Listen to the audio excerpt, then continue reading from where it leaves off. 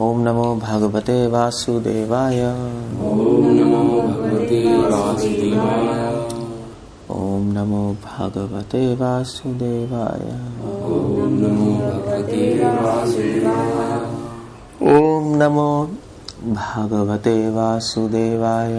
ओम नमो भगवते वासुदेवाय। ओके, हम लोग पढ़ रहे हैं नारद भक्ति सूत्र एंड मैं पहले श्लोक से पढ़ रहा हूँ क्योंकि कुछ इंपॉर्टेंट श्लोक हैं इसमें। ओके, नारद भक्ति सूत्र, जैसे कि नाम से पता लग रहा है कि ये नारद मुनि ने लिखा है। और एक और भक्ति सूत्र है शांडिल्य भक्ति सूत्र, जो कि इस्कॉन में ट्रांसलेटेड नहीं है, बट काफ़ी आचार्य उसको कोट करते हैं। और भक्ति की में एक अथॉरिटेटिव बुक है वो। सो नारद मुनि कह रहे हैं अथातो भक्तिम व्याख्यास्यामः, कि अब मैं भक्ति की व्याख्या करूंगा। सो वेल, प्रभुपाद इस पॉपट में लिख रहे हैं कि इसका मतलब है कि भक्ति की व्याख्या कर सकते हो आप। मतलब अनलाइक जो आजकल के जो न्यू एज सेंट्स है, आप उनसे पूछो भक्ति क्या है, कि भक्ति तो बस अनुभव करने की चीज़ है, ऐसा कहते नहीं कहते।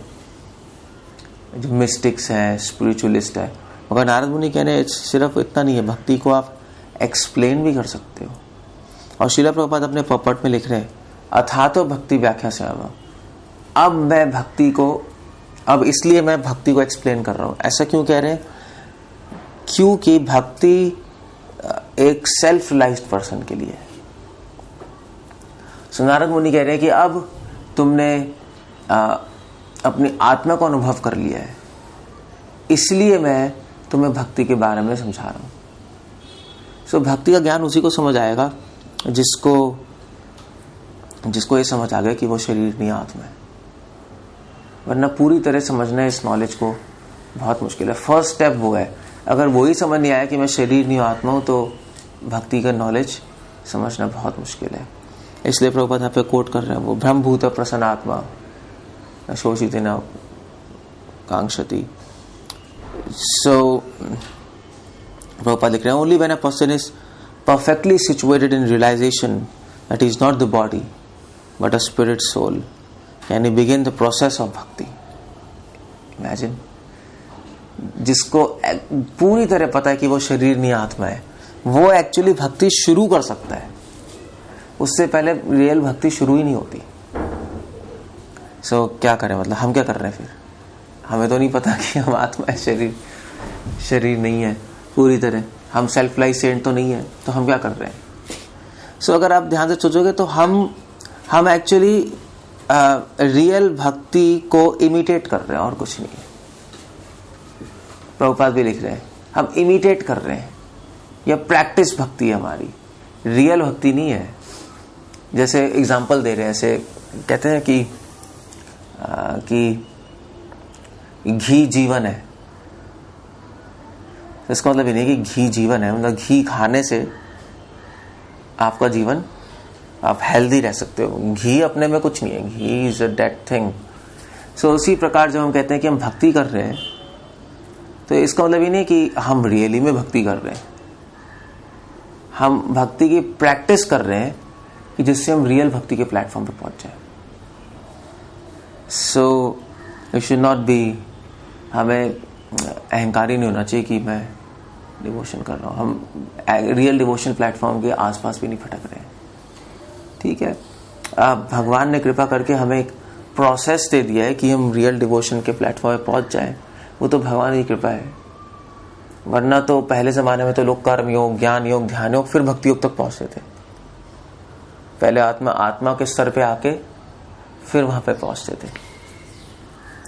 सो नारद मुनि कह रहे हैं ठीक है, अब मैं आपको भक्ति के बारे में बताऊंगा और ये भी बताऊंगा कि उस भक्ति तक पहुंचना कैसे। सो शास्त्रों में भी लिखा है भक्ति तक पहुंचने के लिए क्या रास्ता है?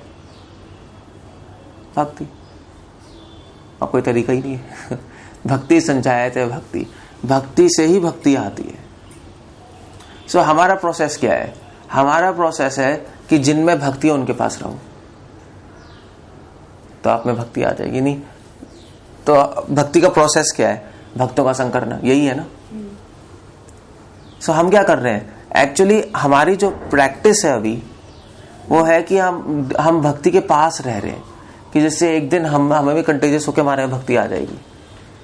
बस उसको कहते हैं संबंध।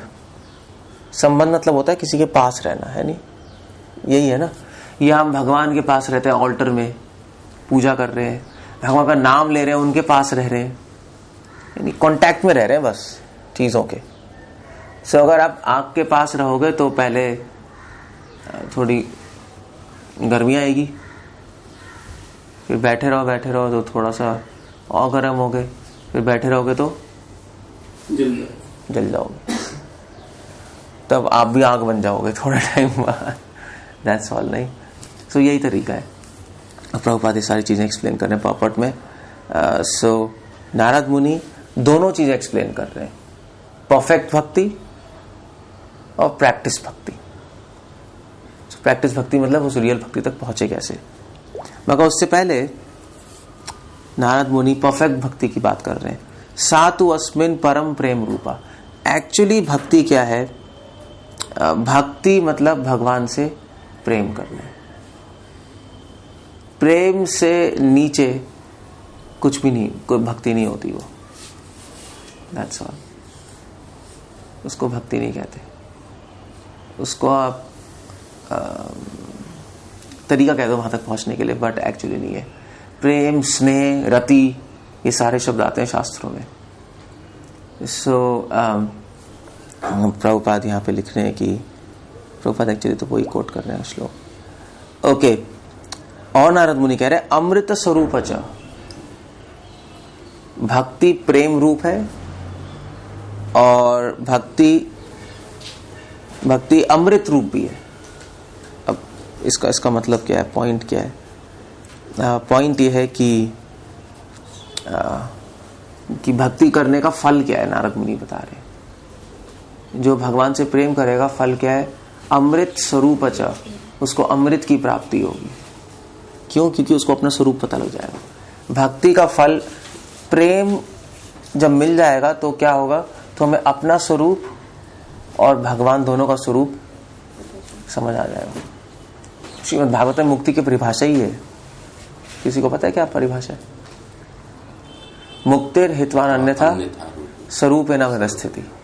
मुक्ति का मतलब ये है कि आप अपने इस स्वरूप से, जो हमारा अभी बॉडी का फॉर्म है, इसको भूल के हम अपने ओरिजिनल स्वरूप में एस्टैब्लिश हो जाए। मुक्ति का मतलब ही है। सो प्रेम जब मिल जाएगा तो ऑटोमेटिकली हमें अपना स्वरूप पता लग जाएगा। तो एग्जांपल देते हैं, जैसे जब सूर्योदय हो जाएगा तो अपने आप को दिखाई दे जाएगा कि दूसरा व्यक्ति कौन है, मैं कौन हूं। जब तक सूर्योदय नहीं, अंधेरा है। सो इसी प्रकार जब कृष्ण प्रेम रूपी सूर्योदय हो जाएगा हृदय में, तो अपने आप दिखाई दे जाएगा कि एक्चुअली मैं कौन हूं, परमात्मा कौन है और हमारे संबंध क्या है। उससे पहले आप कुछ भी करते रहो, नहीं दिखाई देगा। इसलिए जितने भी प्रोसेस हैं, कर्म योग, ज्ञान योग, ध्यान योग, वो उसी प्रकार है जिस प्रकार आप अंधेरे में ढूंढने की कोशिश कर रहे हो। वो सारे योग अंधेरे में आप ढूंढने की कोशिश कर रहे हो, मैं कौन हूं।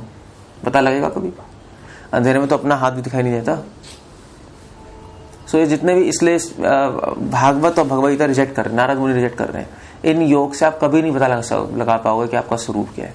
केवल भक्ति से पता लग जाएगा अपने आप कि हम कौन है और भगवान कौन है। इनफैक्ट भक्तियों ठाकुर ने सॉन्ग भी लिखा है। कौन सा सॉन्ग है? उल्लास सॉन्ग शरणागति का, हरि नाम या कृष्ण नाम धरे का तो बल। कि कृष्ण नाम में इतनी शक्ति है कि जो कृष्ण नाम लेगा, कृष्ण नाम उसको धीरे धीरे प्रेम प्रदान कर देगा भगवान से। और जब प्रेम आ जाएगा तो उस प्रेम के प्रभाव से भगवान हृदय में प्रकट हो जाएंगे। भगवान का स्वरूप पता लगेगा पहले, और जब भगवान का स्वरूप पता लग जाएगा तो भगवान की प्रेजेंस में और उनकी ज्योति से हमें अपना स्वरूप पता लग जाएगा। भक्ति ठाकुर ने बहुत अच्छा सॉन्ग लिखा है, स्लोली स्लोली सब कुछ रिवील हो जाएगा। नारद मुनि भी लिख रहे हैं, अमृत स्वरूप च यल लब्ध्वा पुमान सिद्धो भवति। भक्ति प्राप्त करके डेवोटी सिद्ध हो जाता है। सिद्ध मतलब क्या है? प्रभुपाद यहाँ पे लिख रहे हैं, परफेक्ट तो चलो पता ही है, बट यहाँ पे सिद्ध का मतलब है कि यहाँ पे सिद्ध का मतलब है कि अपने स्वरूप में स्थित हो जाएगा।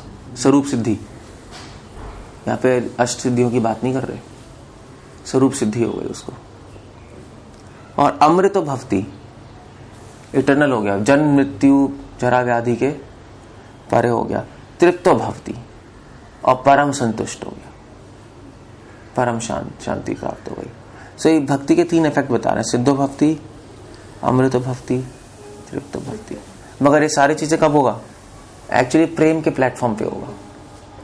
उससे पहले क्या हमारे को शांति नहीं मिलेगी? मिलेगी। क्या हमें ये अनुभव नहीं होगा कि मैं जन्म मृत्यु के परे हूं? थोड़ा बहुत अनुभव आने लगेगा। रूपा गोस्वामी कह रहे हैं कि ये सारे जो प्रभाव हैं, ऐसा नहीं है कि ये बिल्कुल प्रेम मिलने के बाद प्राप्त होते हैं। भक्ति की शुरुआत में भी ये इफेक्ट्स आने लगते हैं। ये रूपा गोस्वामी का क्या एनालिसिस है। सारे भक्ति शास्त्र कह रहे हैं कि भक्ति की शुरुआत में ही भगवान तृप्ति और अमृत की अनुभूति, आत्मा की अनुभूति, ये धीरे धीरे साधक को देने लगते हैं अपनी कृपा से। वैसे तो प्रेम मिलने के बाद प्राप्ति होती है, मगर साधक को भी भगवान देंगे। क्यों? क्योंकि जैसे वो नहीं होता है, जैसे एडवर्टाइजमेंट नहीं होता। तो एडवर्टाइजमेंट क्यों होता है? क्योंकि इससे मैं अट्रैक्ट हूं। सो ऐसे भगवान भी हमें अपनी तरफ आकर्षित करने के लिए अपनी कृपा से हमें शुरू से ही क्लेश आग्नि शुभधा, रूपा गोस्वामी कह रहे हैं, शुरू से ही आपके क्लेश नष्ट होने लगेंगे। शुरू से ही हमारे जीवन में शुभ और तृप्ति और संतुष्टि अनुभव होने लगेगी। ऐसे नहीं है कि अभी बहुत प्रयास कर रहे हैं और फिर उसके बाद अनुभव हो रहा है। वो ज्ञान योग ध्यान योग प्रोसेस में होता है। ज्ञान योग ध्यान योग में शुरू में बहुत मुश्किलें उठानी पड़ती हैं। आरु या कृच्छे न परम पतम तथा, बहुत तपस्या है, बहुत क्लेश है, और उसके बाद फिर मिलने के बाद जब परफेक्शन होगी तब आनंद की अनुभूति होगी। भक्ति में ऐसा नहीं है। क्योंकि भक्ति में क्यों नहीं है ऐसा? क्योंकि भक्ति में हमारे साथ कौन है? भगवान है। ध्यान योग ज्ञान योग के साथ भगवान नहीं है, वो खुद चल रहे हैं, वो आरोह पंथ है। यहाँ पे भगवान है, भगवान हमारी हेल्प कर रहे हैं, हर कदम पे हेल्प कर रहे हैं। हम जितनी साधना कर रहे हैं उससे करोड़ों गुना भगवान रिवॉर्ड दे रहे हैं। ऐसा नहीं है कि आप जितनी भक्ति कर रहे हो उतनी रिवॉर्ड दे रहे हैं, ऐसा नहीं है। ऐसा नहीं है। हम जितनी भक्ति कर रहे हैं उससे 10 गुना आधा भगवान हमें उसका फल दे रहे हैं। और भगवान आपकी जो भक्ति में जो बेस्ट मोमेंट्स हैं उसको देख के आपको रिवॉर्ड देंगे, जो वर्स्ट मोमेंट्स को देख के रिवॉर्ड नहीं देते। इसलिए भगवान को ऑल मर्सीफुल कहते हैं। हिंदी में कैसे कहेंगे इसको? जो भक्ति में आप जब क्या कहेंगे इसको, बेस्ट मोमेंट्स को? हाँ, जब भक्ति आपकी बहुत अच्छी चल रही होगी ना, वो देख के आपको पे कृपा करेंगे। जब गंदी चल रही होगी तो वो देख के कृपा नहीं करेंगे, वो देखेंगे ही नहीं वो भगवान। भगवान इसलिए भगवान को परम दयालु कहते हैं। नहीं, he always wants to encourage. जैसे माता पिता अपने बच्चों को एनकरेज करते नहीं करते, वो हमेशा हमें एनकरेज करना चाहते हैं। ये रेस्ट एश्योर्ड है कि हम जितनी भक्ति कर रहे हैं उससे करोड़ों गुना का भगवान हमारी हेल्प कर रहे हैं। मगर ऐसा लगता नहीं, ऐसा लगता नहीं है। हम अगर यहाँ पे 10 माला करेंगे तो भगवान हमें फल 100 माला करेंगे। अब 11 करोगे तो अब 200 माला करेंगे। तभी तो यहाँ पे बैठे हम, वरना तो यहाँ पे बैठे भी नहीं होते। हमारी माला देखिए कैसे होती है चौपट है हमारी सबकी माला, तो मन ही नहीं लगता। यहाँ पे भक्तों का संग मिल रहा है। मतलब श्रीमद् भागवतम क्या कह रही है? नारायण परायण सुदुर्लभ प्रशांतात्मा कोटिषु अपि महामुने। भागवतम कह रहे हैं कि नारायण परायण जो भक्त है, जो कृष्ण के भक्त है, उनका संग मिलना तो करोड़ों जन्मों में शायद संग मिलता है उनका, और यहाँ पे हमें रोज मिल रहा है एटलीस्ट कौन में। तो ऐसे कैसे हो सकता है? मतलब किसकी भक्ति का फल है? आपकी हमारी, ऐसा इट्स इम्पॉसिबल। हमारी भक्ति उस लेवल पे ही नहीं है। तो इसके एक्सप्लेनेशन एक ही हो सकती है कि भगवान जो सिद्ध जो भक्त है, जो प्रेम के स्तर पे फल मिलता है, वो ही फल भगवान साधना के स्तर पे भी दे देते हैं अपनी कृपा से। इसलिए श्रीमद् भागवतम लिखी गई है। श्रीमद् भागवतम के बारे में बताया जा रहा है। व्यासदेव ने भागवतम इसलिए लिखी है कि जो अनुभव आपको प्रेम के लेवल पे होगा, वो ही अनुभव आपको साधना के लेवल पे हो सकता है भागवतम पढ़ के। भागवतम डिजाइन ही व्यासदेव ने ऐसे की है, क्योंकि वरना तो भैया आप कैसे अनुभव करोगे प्रेम? ओके, व्यासदेव ने कहा नो प्रॉब्लम, मैं ऐसी बुक बनाता हूं कि साधक भी परमाहंस स्थिति पे जो अनुभव कर रहे हैं प्रेम, उसकी झलक अनुभव कर सकते हैं आप। रस आस्वादन लिखा है नहीं, स्वादु स्वादु पदे पदे, हर पद पद पे आपको स्वाद का अनुभव होगा। क्वेश्चन ये है कि हम लोगों को, इनको संसार में स्वाद आ रहा है, उसको भगवान की लीलाएं सुनने में स्वाद आएगा। तो अगर आप भागवतम पढ़ रहे हो, आपको टेस्ट आ रहा है ना भागवतम पढ़ने में, तो ये मत सोचना कि आपका अपना टेस्ट है। That's a wrong thing. So Vallabhacharya भी लिख रहे हैं कि एक्चुअली वो तो व्यासदेव ने डिजाइन ही ऐसी की है भागवतम कि अगर एक गधा भी पढ़ लेगा उसको भी टेस्ट आ जाएगा। वो बनाई किताब ऐसे है नहीं। So that's all mercy of God. Vyasdev तो भगवान का स्वरूप है, ये भगवान की कृपा है। तो भक्ति रास्ते में बहुत अच्छा है। भक्ति रास्ते में भगवान की कृपा पे जीव निर्भर रहता है, अपनी साधना पे इतने निर्भर नहीं है। इसलिए भक्त हमेशा भगवान की कृपा की महानता गाता है। नहीं, कल भी हम बात कर रहे थे हरिदीश्वर, भगवान की कृपा के बारे में समझना चाहिए। सो हम भक्ति में आगे बढ़ रहे हैं अपनी साधना के बल पे नहीं, एक्चुअली कृपा के बल पे बढ़ रहे हैं। सो जो इसलिए शास्त्र में लिखा है ना कि भक्ति में बल क्या है? भक्ति में बल है कृपा। भक्ति में बल साधना नहीं है, आपका अपना बल नहीं है। नैम आत्मा बल ही न लभ्यो। भक्ति में बल है बलराम जी, ऐसा भी कहा जाता है।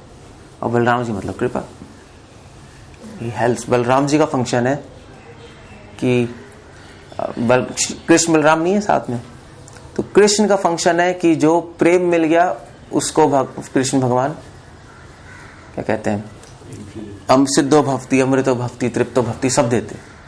और बलराम जी का फंक्शन है कि जो जिनको प्रेम नहीं मिला, जो भी साधक है, उनको भी दे देते हैं बलराम जी।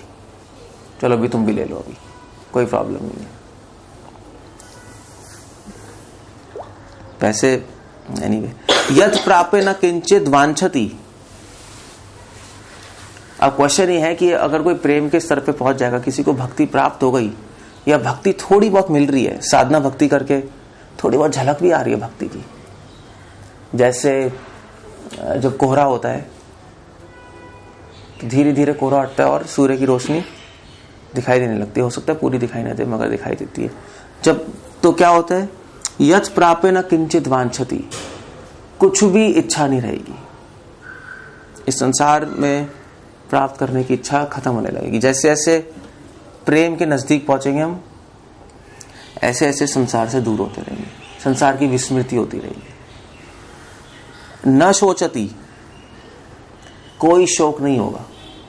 एक्चुअली प्रभुपाद लिख रहे हैं, इसका मतलब कोई टेंशन नहीं होगी, टेंशन खत्म हो जाएगी, आपकी टेंशन खत्म होने लगेगी। माइंड की जो हैबिट है शोचती कांक्षती, कुछ सोचने की, कुछ पाने की और रोने धोने की, माइंड की आदत है ना, रोता रहता है, कुछ खो गया रोता रहेगा, हाँ ये हो जाता वो हो जाता, हमारा ऐसा हो गया ऐसा हो गया। इस सब से आप ऊपर उठ जाओगे अगर भक्ति के निकट पहुंच रहे हो। रूपा गोस्वामी एग्जाम्पल भी दे रहे हैं, जब रात होती है तो फिर हमें डर लगता है नहीं, कि हाँ अब क्या होगा, अब कैसे होगा, कोई चोर तो नहीं आएगा, ये तो नहीं आएगा। जैसे ही सूरज की पहली किरण आती है सारा डर छूमंतर, नहीं एकदम से कॉन्फिडेंस आ जाता है, हाँ सुबह हो गई। सो ऐसे जैसे ही भक्ति का थोड़ी सी झलक आती है सारा भय खत्म हो जाता है। अब क्या होगा आगे, क्या हो गया, चिंताएं खत्म, आकांक्षाएं खत्म, सब कुछ खत्म। न द्वेष्टि, द्वेष नष्ट हो जाता है। सो भक्ति में आगे बढ़ रहे हैं, उसके लक्षण बता रहे हैं नारद मुनि। न द्वेष्टि, द्वेष खत्म। द्वेष खत्म होने का मतलब क्या है, किसी को पता है? ईर्ष्या खत्म है किसी से ईर्ष्या होती है, खत्म हो जाएगी। वो तो ईर्ष्या तो मुझे पता है, द्वेष होता है। बट द्वेष का मतलब होता है कि मैं और मेरा, ये वो है और ये मैं हूं। जो द्वैत भाव है खत्म हो जाएगा, इसी से द्वेष होता है, वो खत्म हो गया। आप एब्सोल्युटली कन्विंस हो जाओगे सब भगवान के अंश हैं, वो भी भगवान का अंश है, मैं भी भगवान का अंश हूं।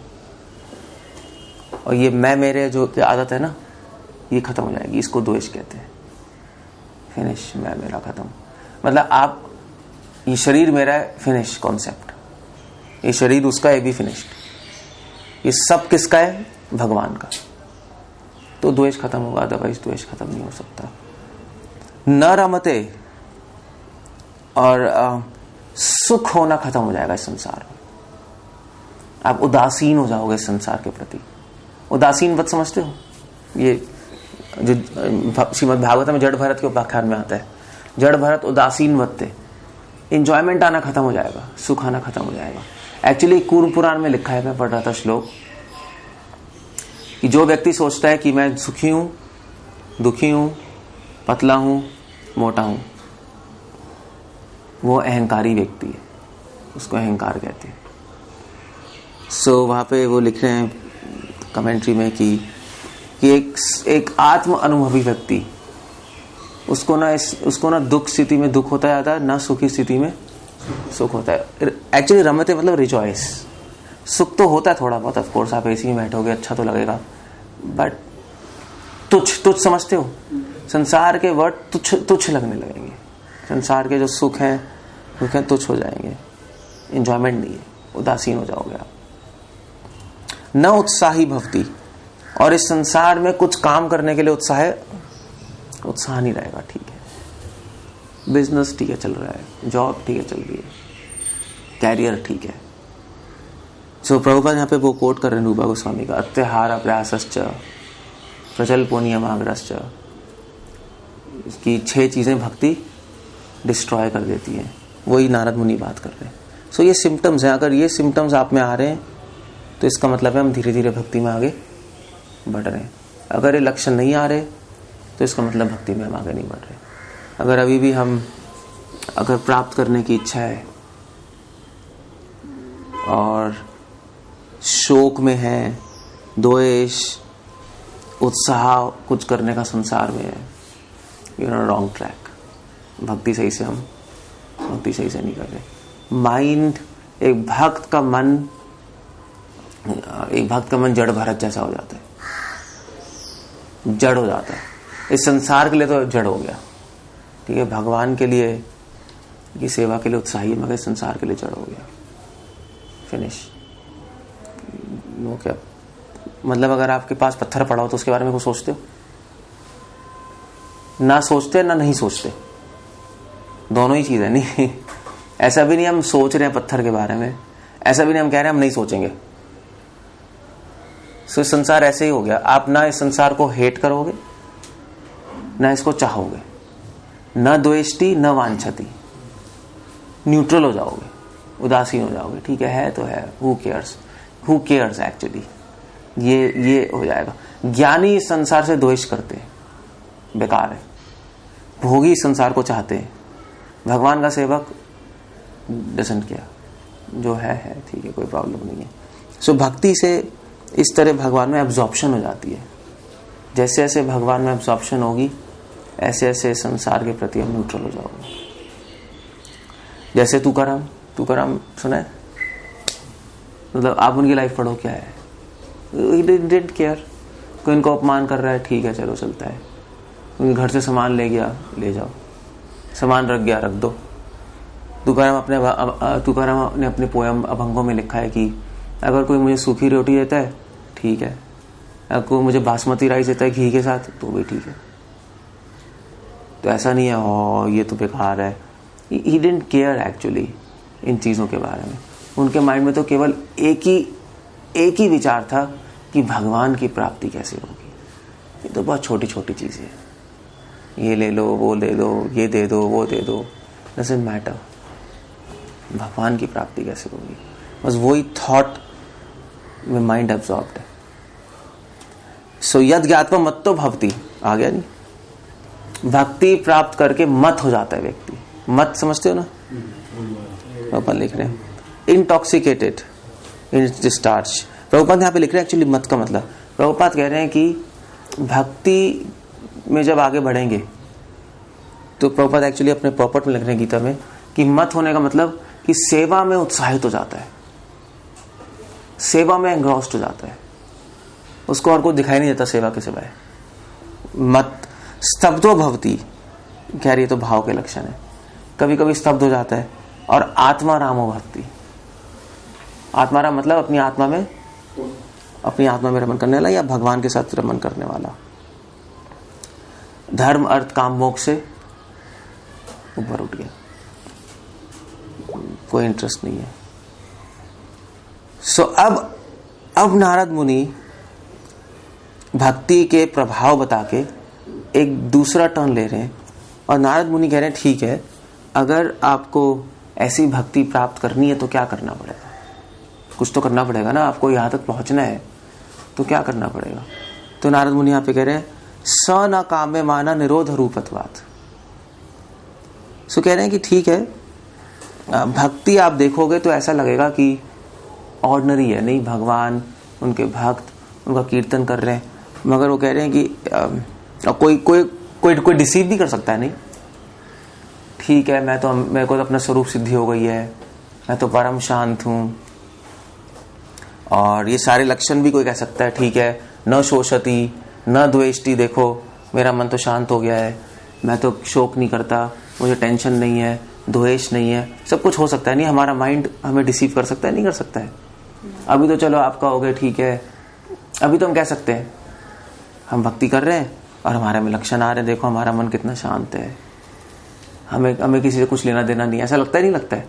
मगर जब समय आएगा तो आप इस प्लेटफॉर्म से बहुत दूर नजर आओगे अपने आप को, समय आने में पता लगता है, ऐसे नहीं पता लगता ऐसे बैठे बैठे। सो कई डिवोटीज मतलब ऑफ कोर्स जब प्रॉब्लम्स आते हैं तो घबरा जाते हैं, ऐसे तो कोई कुछ भी बोल सकता है। सो नारद मुनि कह रहे हैं अगर रियली में आपको पता लगाना है कि भक्ति में कहाँ हो तो एक टेस्ट है, न काम में माना निरोध रूपत्वात्। भक्ति में काम वासना का कोई प्रश्न है ही नहीं। अगर निरोध रूपत्वात्, अगर मन में संसार के लिए इच्छाएं हैं और वासना है तो इसका मतलब है जितनी मात्रा में है उतनी मात्रा में भक्ति कम है, बस उसी से पता लगेगा, और कोई तरीका नहीं है, कोई भी तरीका नहीं है। नहीं मतलब आप देखो किसे क्या कहते हैं, तो अभी तो हम कह सकते हैं कि तो ऐसे बच्चे नहीं होते, छोटे बच्चे तो आप खेलते नहीं, खेलते तो खेल खेल में कहते हैं कि ठीक है अगर सांप आ गया तो उसकी पूंछ पकड़ के घुमा दियो और फेंक दियो। बच्चे फिर वो खेल खेल में भी करके, मगर असली में सांप आ गया तो कुछ नहीं होगा, भाग जाएंगे। जैसे हम बच्चों की तरह हैं कि ठीक है अब तो मेरा मन शांत हो गया है, अब तो प्रेम के बहुत पास पहुंच गए हैं, अब तो कोई टेंशन नहीं है, अब तो कितना रस आ रहा है भगवान में, ठीक चल रहा है। मगर एक्चुअली जब असली सिचुएशन आएगी तो कुछ भी नहीं होगा, तो हमें समझ आएगा भैया हम तो कितने पानी में। इसलिए भगवान कभी कभी जानबूझ के हमें ऐसी सिचुएशन में रखते भी हैं, क्योंकि आप पूछोगे भी भक्तों को दुख क्यों आते हैं, अगर हम भक्ति सिंसियरली करें तो दुख क्यों है। उसका एक कारण हो सकता है कि आपकी भक्ति इतनी स्ट्रांग नहीं है, आपके कर्मों के ऐसे दुख आ रहे हैं।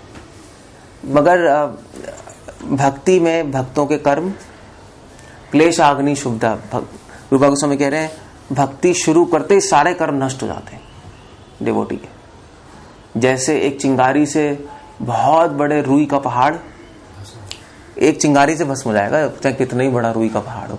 उसी प्रकार भक्ति के एक चिंगारी से भी, जरूरी नहीं है सूर्य रूपी प्रेम हो, एक चिंगारी से भी सारे पाप नष्ट खत्म चल के राख हो जाएंगे।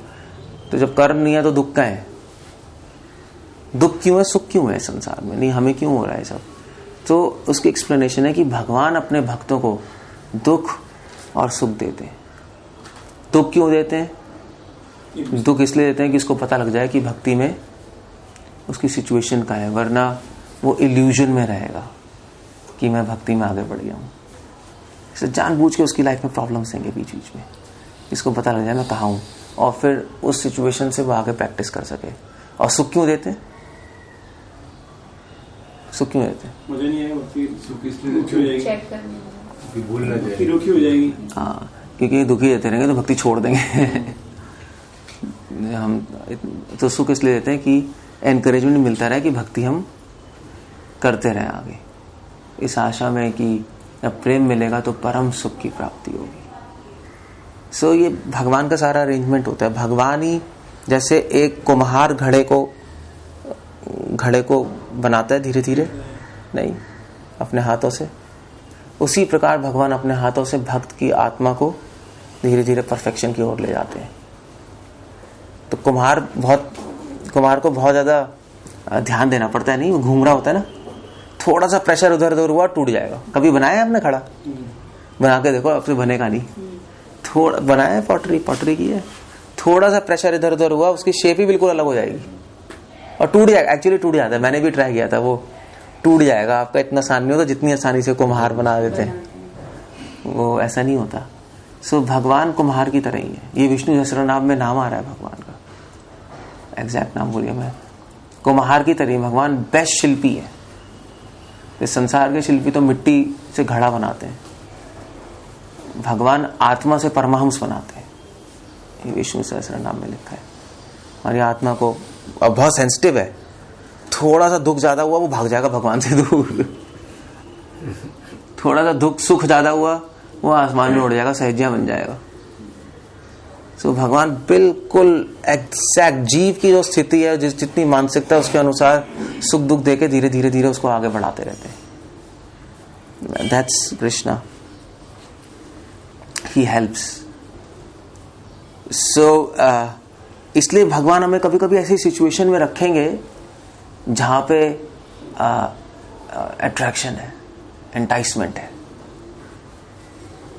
जहां पे आपकी इच्छाएं बाहर आ जाएंगी, ऐसी सिचुएशन में रख देंगे जानबूझ के। और भगवान को पता है कि किस सिचुएशन में इसकी इच्छाएं बाहर आ जाएंगी, उनको पता भी है एग्जैक्टली। वे किसी को अगर खाना अच्छा लगता है, अनकंट्रोल्ड है खाने में, तो भगवान जानबूझ के उसके सामने सारे महाप्रसाद ले आएंगे, ऐसी सिचुएशन में रख देंगे। और किसी को गाड़ी से अट्रैक्शन है तो जानबूझ के उसके लाइफ में गाड़ी अरेंज कर देंगे, चलो भैया गाड़ी अरेंज हो गई। कृष्णा नोज इन हार्ट, नहीं हम भगवान को पता है हम किस चीज पे फिसल जाएंगे, उनको पता है। सो अभी तो ऑब्जेक्ट नहीं है तो हम नहीं फिसल रहे, तो भगवान ऐसा अरेंजमेंट करेंगे कि ऑब्जेक्ट हमारे सामने आ जाएगा। चलो भाई देखो, ये देखो गीता में भगवान ने ऐसे ही किया, नहीं अर्जुन के लिए क्या किया, रथम स्थापे में अच्युता, यही तो है प्रभुपाद, यही तो लिख रहे हैं। तो अर्जुन ने कहा भगवान मेरा रथ दोनों आर्मियों के बीच में रखो, रखा ना कि मैं देख सकूं कि आर्मीज क्या चल रही हैं। भगवान ने जानबूझ के रथ कहां ले गए, भीष्म पितामह के सामने, वहीं ले गए, वहीं भीष्म पितामह जा खड़े थे। और भगवान ने सबसे पहले बोला अर्जुन को, अर्जुन ये देखो भीष्म पितामह तुम्हारे, और द्रोणाचार्य। तो भगवान को पता था अर्जुन फिसल जाएगा, ये भीष्म पितामह को देख के फिसल जाएगा, चाहे और तो बात छोड़ दो, क्योंकि ही वॉज वेरी अटैच, नहीं, और अर्जुन फिसल गया। तो भगवान भी हम साधकों को बोलते हैं, ये देखो ऋषि प्रभु फ्रूट्स, फिसल जाएंगे फ्रूट्स देख के, उनको पता है वीकनेस पता है ना, या आप लोगों की जो भी वीकनेस है मुझे नहीं पता, बट परमात्मा एग्जैक्टली नोस, और वो अरेंज कर देंगे आपको दिखाने के लिए कि अभी कितने वीक हुआ या कितने स्ट्रांग हो। बोथ वेज, स्ट्रांग हो तो बहुत अच्छा है, वीक हो तो काम कर लो, आगे अपने आप को प्योर कर लो। So it's all Krishna's arrangement. इसलिए भक्त की लाइफ में जो भी होता है वो भगवान ही कर रहे होते हैं। वो माया अभी माया के कंट्रोल में नहीं है, हम भगवान के कंट्रोल में है। Now he will manipulate our karmas, वो हमारे कर्मों को मैन्युपुलेट करके दुख सुख मैन्युपुलेट करते हैं और चीज़ों को मैन्युपुलेट करके धीरे धीरे हमें आगे बढ़ाते हैं और साथ साथ ज्ञान भी देते हैं कि सिचुएशन में जब हम फिसल जाएंगे तो हमें भी पता लग जाएगा क्यों फिसले हैं, क्योंकि नॉलेज है ना। ऑर्डिनरी आदमी फिसल जाएगा, उसको पता नहीं लगेगा, हाय मैं डिप्रेस हो जाएगा, नहीं और मेरा फॉल डाउन हो गया, मैं डिप्रेस, देखो मैं सिचुएशन में आ गया, मेरे टेंशन हो गई, स्ट्रेस आ गया, मेरी तो भक्ति कुछ भी नहीं है। कहते नहीं कहते, मेरी भक्ति तो जीरो हो गई, जब टाइम आया तो मैं क्रोध पे कंट्रोल ही नहीं कर पाया, लो कैसी भक्ति है। मगर ऐसा नहीं सोचना चाहिए। भगवान ने हमें साधु संग में ज्ञान भी दिया है कि इससे हम समझ जाए, ओके फाइन, मैं फिसल गया यहाँ पर, तो मुझे करना क्या है, अब मुझे, इसका मतलब वीक हूं, अब मुझे भक्ति और उत्साह से करना है। इसलिए भगवान कृष्ण उद्धव को कह रहे हैं, उद्धव अगर मेरा डिवोटी कभी फिसल भी जाए और कभी कुछ खराब भी कर दे तो उसको ग्लानि तो होनी चाहिए। ऐसी बात नहीं ग्लानि नहीं होनी चाहिए, मतलब हम कोई नॉनसेंस लोग नहीं है, ग्लानि नहीं होगी, बट डिप्रेस नहीं होना चाहिए उसको कभी भी, क्योंकि एक्सपेक्टेड है कि इस रास्ते पे हम फिसलेंगे, एक्सपेक्टेड है। शूरस्य धारा निशिता दुरत्यया, उपनिषद कह रही है कि भक्ति का रास्ता तलवार पे धार की तरफ चलने के समान है। तलवार की धार पे चलोगे तो पैर तो कटेगा ही। परफेक्ट नहीं है ना अभी हम, मगर आपको पता है वॉर्म नहीं होता जो अर्थ फॉर्म, अगर उसको तलवार की धार पे रखो ना, वो सीधा निकल जाएगा, कुछ नहीं होगा, उसको आराम से फिसल के चला जाएगा। सो हमें फिसलना नहीं आता ना, तो हम हमारे पैर वैर कट जाएगा, कोई प्रॉब्लम नहीं है, दैट्स ओके। सो भगवान कृष्ण उद्धव को एडवाइस कर रहे हैं कि मेरे भक्त को, क्योंकि भगवान ही अरेंज कर रहे हैं सब, तो भगवान ही अरेंज कर रहे हैं ना ये सब सर्कमस्टांसेस, फॉल डाउन क्यों कर रहे हैं? भक्त को नॉलेज है कि कृष्ण ने मेरी लाइफ में अरेंज किया, मुझे दिखाने के लिए मैं कहा हूं, इसलिए उसको फॉल डाउन में भी मर्सी नजर आती है। ये एक डिफरेंट आइडिया, वो डिप्रेस नहीं होता। डिप्रेस तो है, चलो मैं वीक हूं, मगर उसको उत्साह भी है, चलो भगवान ने मुझे दिखा दिया कि मैं कहा हूं। अगर आपको दिखाता ही नहीं भगवान तो सोचो क्या होता। मृत्यु के समय पता लगता कि आपकी भक्ति क्या, जीरो, फिर तो टाइम ही नहीं है, no time, you are dead, फिर तो आप जहां जा रहे हो वहां जा रहे हो। सो इसलिए भक्त हर स्थिति में भगवान की कृपा को देख पाते हैं और इस कृपा से भगवान का मैसेज समझ के अपनी लाइफ को आगे बढ़ा लेते हैं, इसलिए कभी डिप्रेस नहीं होता। That's a devotee. और इसलिए नारद मुनि कह रहे हैं, स न कामे माना निरोध रूपत्वात् निरोधस्तु लोक वेदा व्यापार न्यास। और रूपा गोस्वामी कह रहे हैं कि सो भक्ति का मेन लक्षण क्या है? वैराग्य। काम वासना नहीं होना मतलब वैराग्य। वैराग्य से पता, काम इच्छाएं नहीं होना। और जब इच्छाएं नहीं होंगी तो इच्छाएं नहीं होने का मतलब क्या है? आप कहोगे भैया हमें कैसे पता लगेगा हमारे में इच्छाएं नहीं है? अभी कैसे पता लगेगा इच्छाएं नहीं है? सो यहाँ पे नारद मुनि लिख रहे हैं, लोक वेद व्यापार न्यास, कि संसार के जितने भी, लोक के जितने भी व्यापार हैं और वेदों में जितनी भी क्रियाएं हैं, यज्ञ, दान, तप, इन सब में भक्तों का इंटरेस्ट कम हो जाएगा, कम होता जाएगा। या दूसरे शब्दों में कहने का मतलब है, इस लोक का व्यापार क्या है?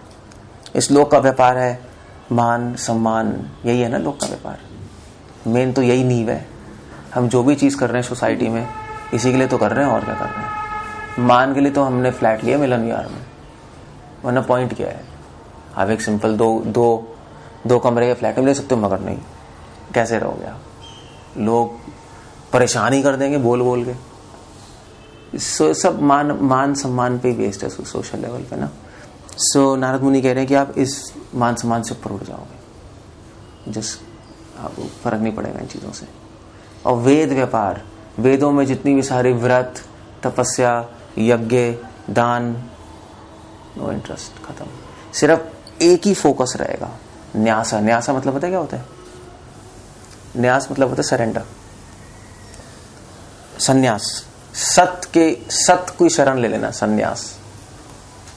एक ही काम रहेगा, न्यास। न्यास मतलब आपके जीवन में एक ही लक्ष्य रहेगा कि भगवान की शरण कैसे लो। ये थॉट बाकी थॉट्स को ओवरपावर कर जाएगा। ओवरपावर समझते हो? ये विचार बाकी विचारों को पीछे छोड़ देगा। जैसे पागल नहीं होते लोग, जैसे बिजनेसमैन पागल नहीं होता पैसों के पीछे, आए पैसे कैसे मिले पैसे, फिर अपनी फैमिली के बारे में ध्यान नहीं करता।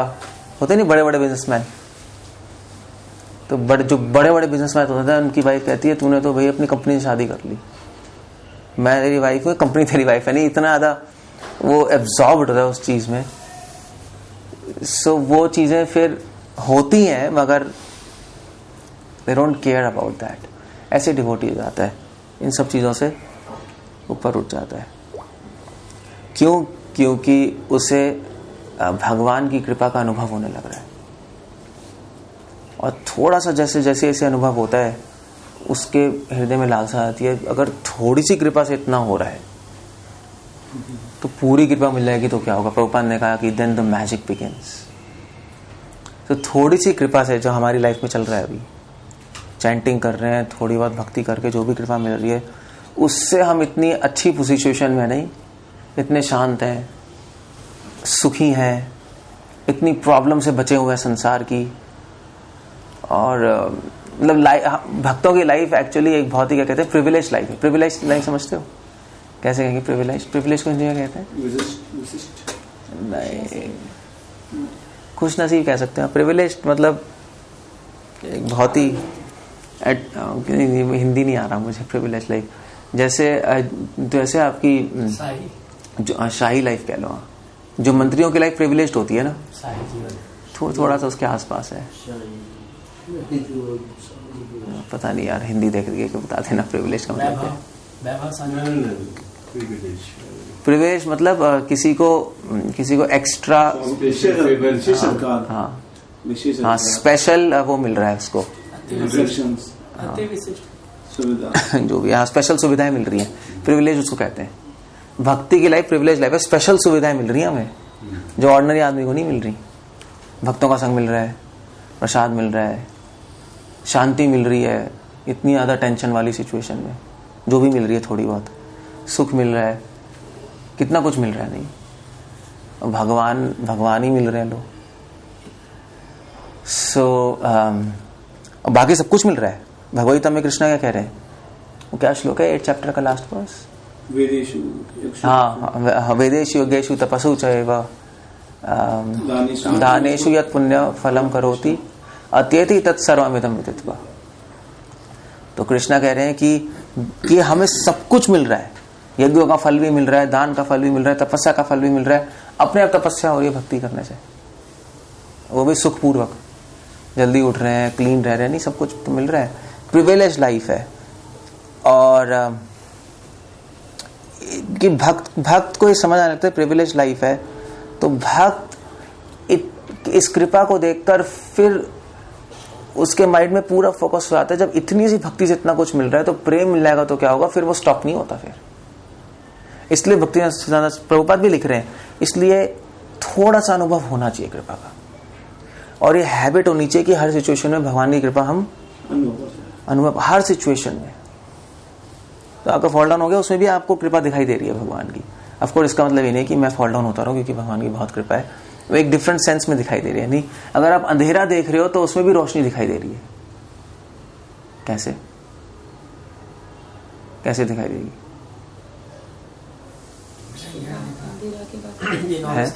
अंधेरा के बाद तो रोशनी वही, क्योंकि अंधेरा देख रहे हो, इसका मतलब क्या है?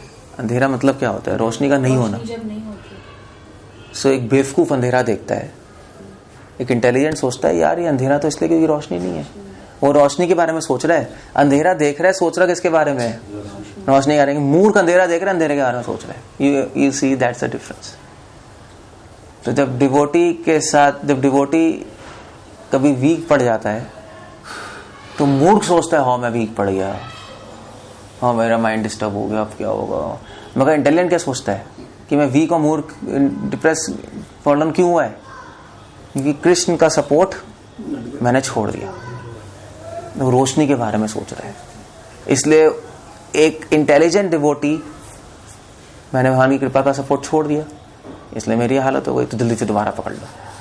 एक मूर्ख वहीं पे खोल के हो जाएगा। सो एक डिवोटी को हर सिचुएशन में कृपा देखनी आती है, और इसलिए वो इस संसार के लोक और वेद व्यापार के से उदासीन हो जाता है।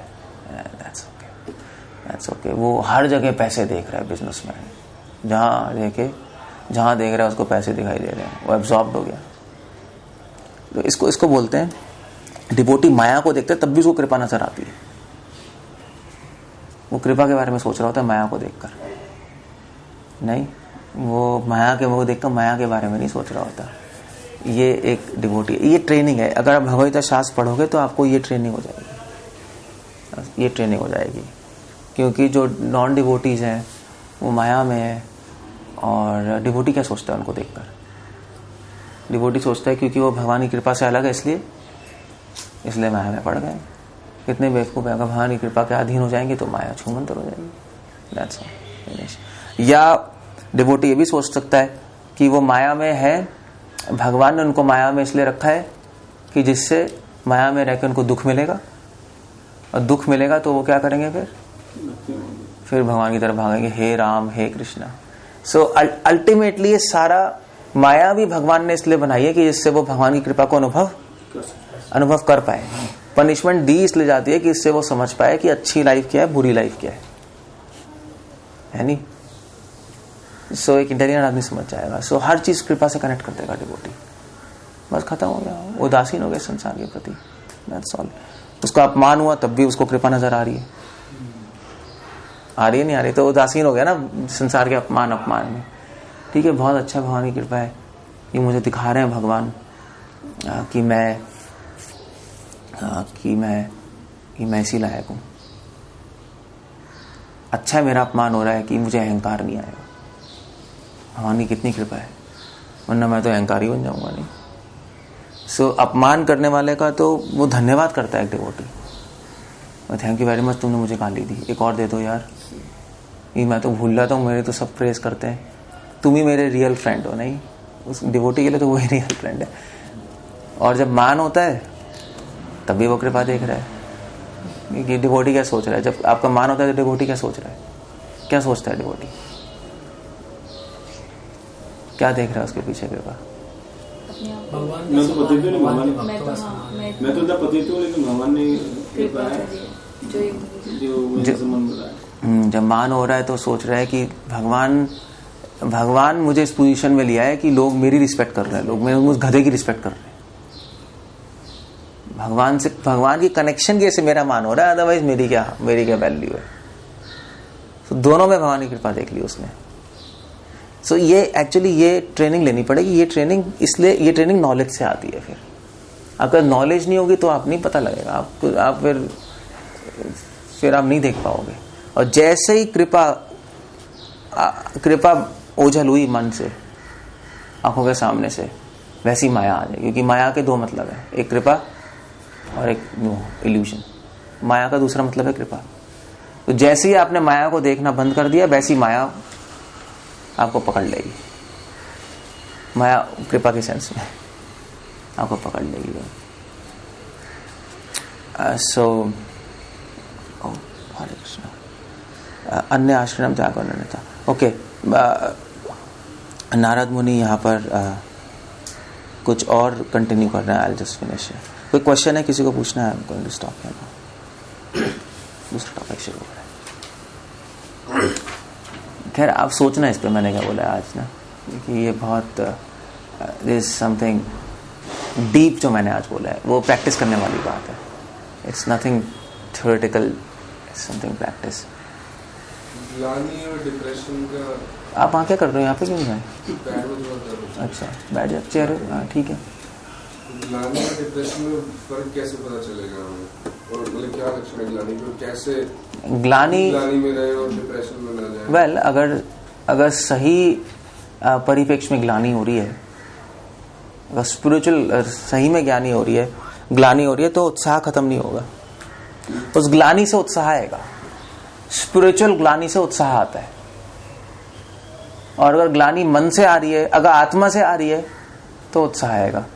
मन से आ रही है सोच साच के, तो डिप्रेस हो जाओगे, डिप्रेस हो जाओगे।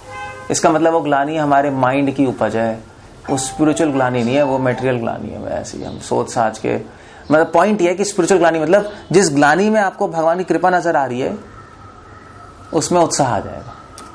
जिस ग्लानी में आपको कृपा नजर नहीं आ रही है, आपको खुद ही नजर आ रहे हो, मैं, उसमें डिप्रेस हो जाओगे। बस ये फर्क है।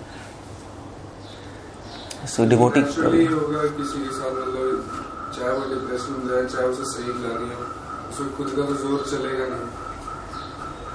तो मतलब ट्रेंड नहीं हो ना। लड़ाई में आप लड़ रहे हो, बॉक्सिंग हो रही है, एक घूसा लगा, ट्रेंड हो, घूसा लगा, आप उठ के दोबारा मार दोगे उसको। ट्रेंड हो ना। और मुझे लगता है क्या यार, तुझे बताऊंगा मैं, डबल उत्साह आ जाएगा। तो ट्रेंड नहीं है। ट्रेंड नहीं है मतलब हमने किताबें सही से पढ़ी नहीं, हम ट्रेंड ही नहीं है भगवान की कृपा हर सिचुएशन में देखने में। तभी तो भगवान ने 10 चैप्टर बोला है गीता का, आई एम एवरीथिंग। नहीं, भगवान हमें ट्रेनिंग दे रहे हैं हर जगह उनको परसीव करने की। बस ये है। कृष्ण भूलिया जीव भगवान चा करे, निकटस्थे माया तारे झपटिया तारे। जैसे ही भगवान को या भगवान को उनकी कृपा में देखेंगे नहीं, वैसे ही माया पकड़ लेगी आपको।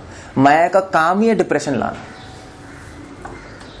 माया सब कुछ कर सकती है, आपको उत्साह नहीं दे सकती भक्ति करने का, है नहीं। अगर उत्साह आ रहा है भक्ति में, तो डेफिनेटली कृपा है। माया ये नहीं करने देगी, बस बाकी सब कुछ कर देगी। माया ये भी कर देगी, डिवोटी में रिलेशनशिप अच्छा बना देगी। नहीं होता ही है, नहीं बहुत अच्छा रिलेशनशिप बन जाएगा, उसको लगेगा सब अच्छा चल रहा है, मगर एक्चुअली पूरी माया है। वो पूरी नॉर्मल फ्रेंडशिप चल रही है, डिवोशनल रिलेशनशिप नहीं होता ही है। नहीं मतलब ऑफ कोर्स होता ही है। आई मीन टू से इस्कॉन में तो उत्साह नहीं आएगा। हाँ, बाकी सब कुछ चलता रहेगा। बाकी माया आपको बोल दे कि प्रसाद बहुत अच्छा बनाया है, कितनी अच्छी कुकिंग कर रहे हो, कितनी अच्छी ऑफरिंग कर रहे हो, सब कुछ अच्छा चलेगा। चैंटिंग और भक्तों का संग करने का उत्साह नहीं आएगा, वो माया कभी नहीं देगी, क्योंकि उसको पता है वो दे दिया तो छू मनता है, उनको नॉलेज मिल गई तो गएगा हमसे।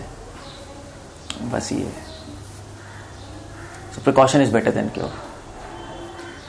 उस टाइम कुछ नहीं कर पाओगे आप। उस टाइम अगर डिप्रेस हो गए ना, तो फिर बाहर नहीं निकल सकते, फिर तो किसी डिवोटी का जाके निकलना पड़ेगा। उससे पहले ट्रेंड चाहिए, वरना नहीं हो सकता है, पॉसिबल नहीं। पता क्या कहते हैं, रात गई बात गई नहीं, हाथ से बात, फिर तो दलदल में चले गया, फिर तो खिंचो गई, फिर then there is no chance. क्या आपने बताया कि डिवोटी सब कृपा का अनुभव करता है, परंतु कौन से क्षण से, कौन से मोमेंट से वो भगवान की कृपा समझने लगता है? क्योंकि कई बार ऐसे होती है कि कब माने कि वो व्यक्ति भगवान की कृपा से उस पर दुख आ रहे हैं। मूर्खता तो कई वजह से हम करते हैं, और हमारे को अपनी गलती की वजह अच्छा, मैं समझ गया। मैं गलती की वजह से हम गड्ढे में गिर रहे हैं, तो हम अपने आप को ये कह रहे हैं भगवान की कृपा थी इसलिए हम गड्ढे में गिर गए। हमें थोड़ा ना कह रहे भगवान की कृपा थी गड्ढे में गिर गया, ये तो कंक्लूजन गलत है। तो हमने बेवकूफ़ी की, हमारा फॉल डाउन हो गया। मगर डिवोटी ये सोचता है कि भगवान ने हमारा फॉल डाउन होने दिया, भगवान रोक भी सकते थे ना उसको। भाई आपको पत्थर लगा, गड्ढा आया, पैर फिसला, तो साइड वाला पकड़ भी सकता है आपको, मगर उसने आपको गिरने दिया।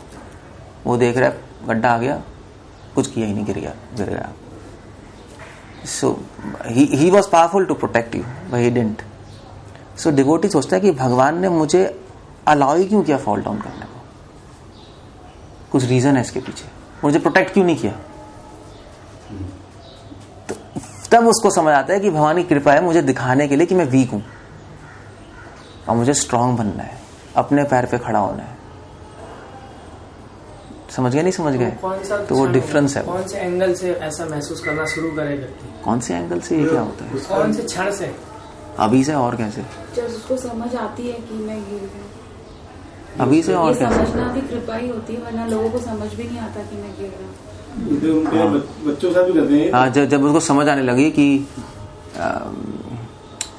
मेरा फॉल डाउन हो रहा है, मेरे में कुछ प्रॉब्लम है, और उत्साह मिले और करने का भक्ति का, तो इसका मतलब है कि भगवान की कृपा है, उसको कृपा नजर आ रही है, अदरवाइज नहीं। कई बार मेरी बच्चे के साथ भी करते हैं, बच्चा चलना शुरू करता है, पहले स्टार्टिंग कोशिश करते हैं चलने की, थोड़ा चलता है छोड़ देते हैं, गिरेगा तो सुधरेगा। अच्छा, ऐसे होता है ना। हाँ, बच्चे को चलने में भी होता है। क्योंकि अपना गिरेगा तो सुधरेगा नहीं ये। हाँ, जैसे भगवान से कृपा मगर इसका मतलब ये नहीं मानना चाहिए कि भगवान की कृपा से फॉल डाउन हुआ है। That's a very bad logic. ये थॉट्स रहता है ना मोस्टली, कई व्यक्ति होते हैं भाई। नहीं, ये किसी का थॉट नहीं रहता।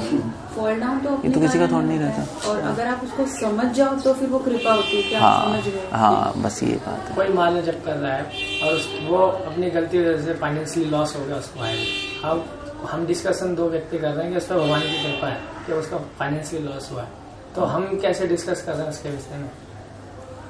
तो भगवान की कृपा है। और भैया भगवान की कृपा ही तो है, किसी का लॉस हो गया, सब वही तो मैं कह रहा हूँ, सारे भोगियों पे अल्टीमेटली भगवान की कृपा है, क्योंकि इनको सफर कर रहे हैं ना ये सब लोग, दुख मिल रहा है, दुख मिलना ही कृपा है, क्योंकि मगर इनको नजर नहीं आ रहा कृपा है।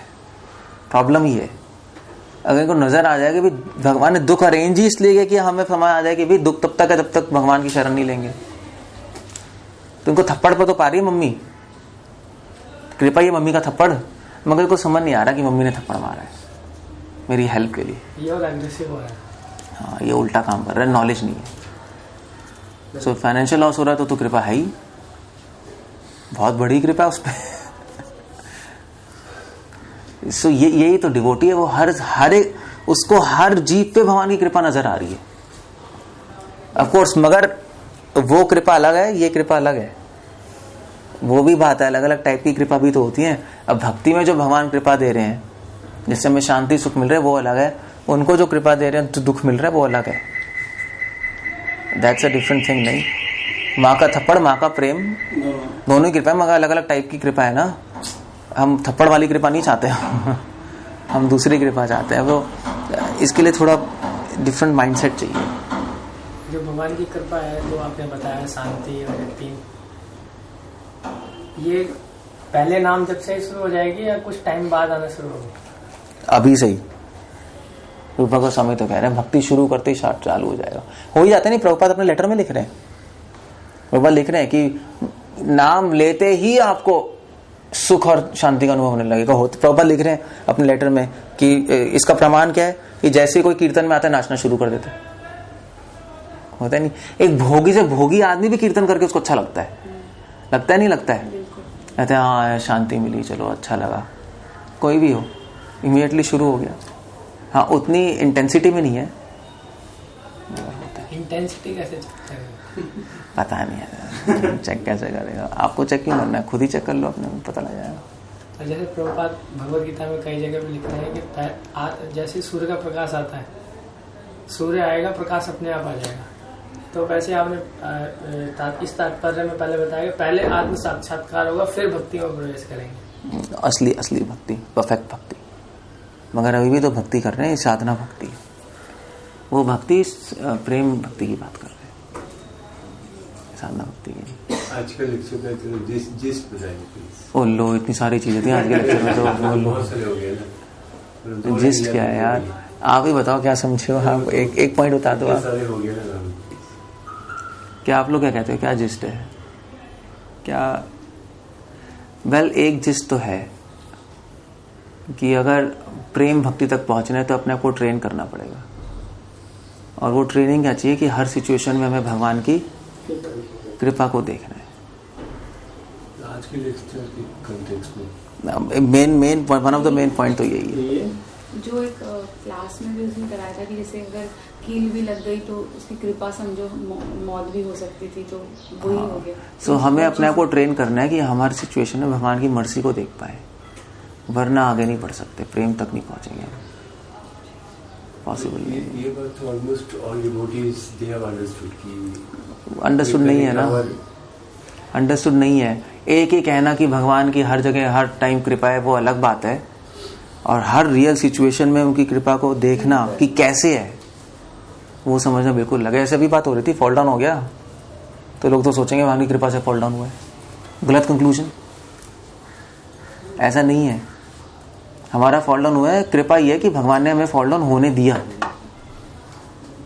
बचाया नहीं, ये कृपा है। अब ये आदमी नहीं सोचेगा, वो तो सोचेगा बचाया नहीं, ये कैसी कृपा है, ये लो यार, there is a wrong conclusion ना। या तो वो सोचेगा कि भगवान की कृपा से फॉल डाउन हुआ है, या वो सोचेगा यार भगवान की कृपा बचाना, मगर वो ये नहीं सोचेगा कि मेरी मूर्ता कैसे फॉल डाउन हुआ है, भगवान की कृपा उन्होंने मुझे बचाया नहीं और गिरने दिया ना। उसके लिए नॉलेज चाहिए नहीं, अदरवाइज तो ये तो मैंने एग्जांपल दिया है। ऐसे अगर आप प्रॉपरली पढ़ोगे शास्त्र तो हर सिचुएशन में आपको भगवान की कृपा देखना आ जाएगी, वरना नहीं आएगी, वरना कंफ्यूज रहेंगे। तभी तो नॉलेज है।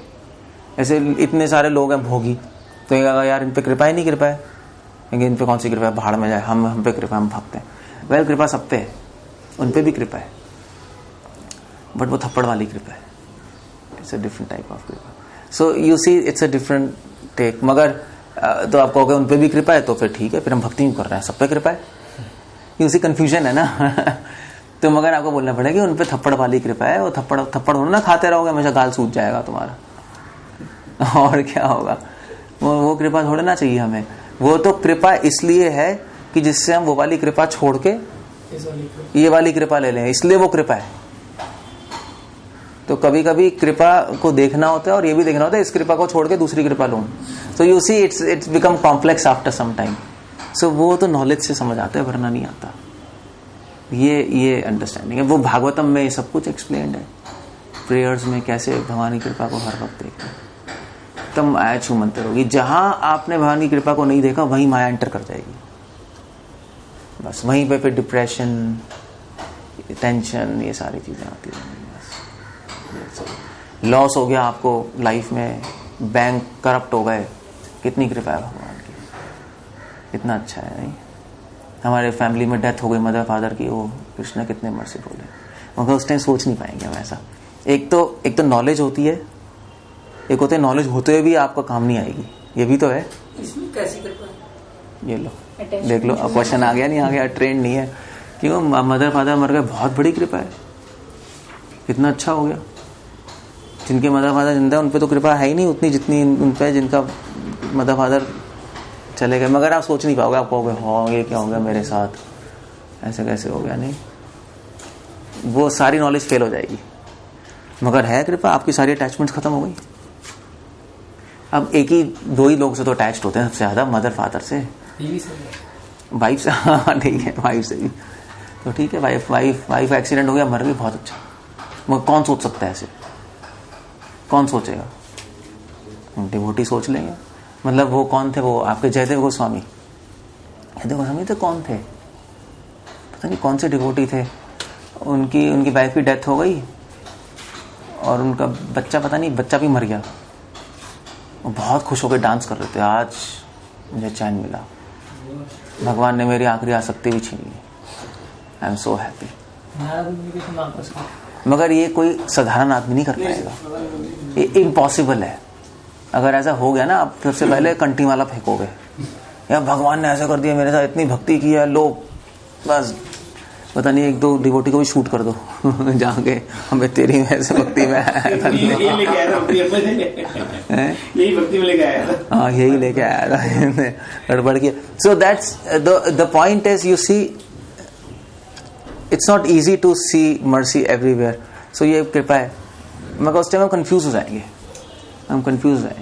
इसलिए हमें ट्रेनिंग चाहिए पहले से कि हर सेकंड। अच्छा वो थे एक्चुअली, ये थे रामदास थे, कौन थे वो, मोची नहीं था वो जो मीराबाई के जो गुरु हैं, रविदास ना, उनके साथ ही ऐसा हुआ था। मोची थे ना, तो गड्ढे पे वो कर रहे थे पैर से मिट्टी को, तो उनका बच्चा नीचे आ गया। Of course he was a मायावादी, दैट्स अनदर थिंग। मुझे वो एग्जांपल ठीक है। तो वो अपना राम राम बोल रहे थे, इतने इन्वॉल्व थे कि बच्चा रेंगते हुए आया, उसके पैर मार के उसको कुचल दिया, वो दिखाई नहीं दिया। गड्ढा था ना मिट्टी का, तो कुछ कर रहे होंगे, मिट्टी बना रहे होंगे पैरों से कर करके, तो राम राम बोल के इतने एंग्रॉस थे कि बच्चा क्रॉल करते आया उस मिट्टी में आगे, उन्होंने उस पे पैर मार मार के उसको कुचल दिया। एंड देन ही सॉ, लोग मेरा बच्चा, मैंने ही इसको कुचल दिया। But then he was happy. उन्होंने कहा ठीक है चलो काम खत्म, एक आसक्ति थी खत्म हो गया, ठीक है अपना नॉर्मल चैंटिंग कर रहे हैं Ram Ram. He seeing that, you see now. So that तो क्यों है? क्योंकि वो ट्रेंड है, वो ट्रेंड है। उनको पता है कि हर क्षण जीव की लाइफ में कृपा ही है। हम कन्विंस्ड हैं हर सेकंड भगवान का इंटरफेरेंस है हर एक की लाइफ में। परमात्मा का इंटरफेरेंस है। परमात्मा की कृपा के बिना तो कुछ कर ही नहीं सकते हम। ये जो हॉर्न बजा रहे हैं भगवान की कृपा से तो बजा रहे हैं। कुछ शक्ति कौन दे रहा है? टाटा ही नहीं कर पाएगा। जब एनर्जी नहीं होती तब पता लगता है भैया एनर्जी वहां ने खींच ली, अब क्या करूं, पढ़ाओ। ऐसे अभी मेरी एनर्जी लेवल्स कम है। जब एनर्जी होती है तो समझ नहीं आता, अपने घूम रहे होते हैं। जब कम होती है एनर्जी बुढ़ापे में, नहीं वो भैया पहले मैं कितना करता था अब कहाँ चली गई, तब समझ आता है कृपा। सो वो उसे पहले ही समझ लो आप। So that's the idea. So अगर हर जगह कृपा देख रहे हो तो माया छूमंतर।